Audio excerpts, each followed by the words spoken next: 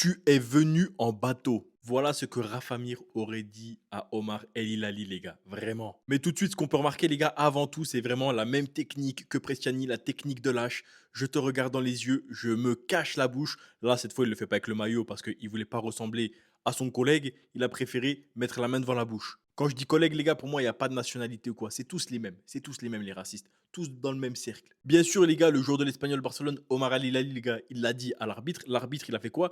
Il a enclenché le protocole antiracisme. Mais cette fois, il y a une différence par rapport à il y a 10 jours. Parce que ouais, c'est la deuxième fois en 10 jours, les gars. Il faut se rendre compte de la folie du football. Cette fois, la différence, les gars, c'est que dans le rapport officiel de l'arbitre, il y a écrit les mots que Rafamir aurait adressés aux joueurs. Tu es venu en bateau. Donc les gars, c'est officiel. Là, on va voir des sanctions. Parce que je vous le dis tout de suite, hein, s'il n'y a pas de sanctions après ça, si Rafamir il peut rejouer le prochain match après ça sert à rien de faire le protocole antiracisme et ça y est, la loi Vinicius, je sais pas quoi. En fait, vous nous vendez du rêve. Parce que Rafamir, il a tout gagné dans ce match, hein. Il l'a insulté à la 78e minute, il a fait sa remarque.